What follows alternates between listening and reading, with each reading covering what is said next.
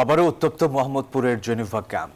ভোররাত থেকে দেশীয় অস্ত্রের শোডাউন আর হাত বোমা বিস্ফোরণে আতঙ্কিত গোটা ক্যাম্প। এতে শাহ আলম নামে একজন নিহত আর দুইজন আহত হয়েছেন। পরে পুলিশ অভিযান চালিয়ে দুইজনকে গ্রেপ্তার করেছে। পুলিশ বলছে অপরাধীদের গ্রেপ্তার করা হলেও অজানা কারণে রাতারাতি জামিন পাচ্ছেন তারা। পরিস্থিতি নিয়ন্ত্রণে পর্যাপ্ত পুলিশি জনবল প্রয়োজন বলে মনে করছেন আইনশৃঙ্খলা বাহিনী। আধিপত্যের জেরে ফের উত্তপ্ত রাজধানীর মোহাম্মদপুরের জেনেভা ক্যাম্প।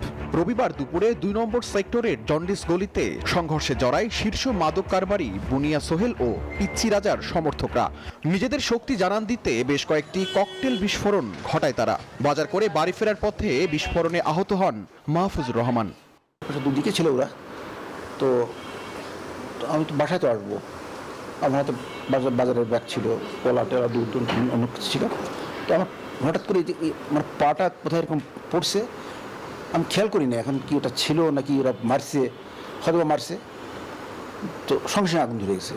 আগের সংঘর্ষের জেরে পরের দিন ভোর রাতে হঠাৎই সামুরাই, চাপাতি, রামদা সহ দেশীয় অস্ত্রের মহড়া চালায় দুপক্ষই। এরপর থেকেই থমথমে ক্যাম্পের পরিবেশ, আতঙ্কিত সাধারণ মানুষ।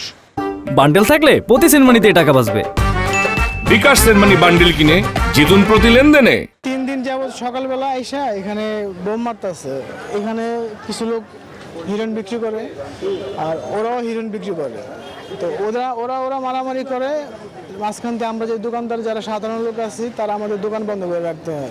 যে সময় মারামারি হয় এ সময় আমাকে কাজ করতে খুবই কষ্ট। আমার সকালবেলা একটা গাড়ি গ্লাস সব ভেঙে কি কারণে যদি জিজ্ঞেস করলে তো আমাকে মারবে, ক্ষতি করবে। পুলিশ বলছে আধিপত্য বিস্তার ও মাদক ব্যবসাকে কেন্দ্র করে শোডাউন চালায় তারা। পরিস্থিতি এখন পুলিশের নিয়ন্ত্রণে। চাপাতিগুলো তো মোহাম্মদপুর জেনেভা এরাও অনেক সময় তৈরি করে থাকে, তো দেখা যায় যে কোনো সময় বৈধ কাজেও ব্যবহার করে, আবার প্রয়োজনে হলে অবৈধ কাজেও ব্যবহার করে। তো আমার ধারণা যে বৈধ কাজে যে ব্যবহৃত সেগুলোই হয়তো এখন অবৈধ কাজে ব্যবহার করতেছে। তো এটা আমরা হয়তো আজকে যদি অভিযান পরিচালনা করি, আর এটা তো অব্যাহত থাকবে। জেনেভা ক্যাম্পে এই ধরনের সন্ত্রাসী কার্যক্রম নিত্যনৈমিত্তিক, তবে এতে করে ভোগান্তিতে ব্যবসায়ী ও সাধারণ মানুষ।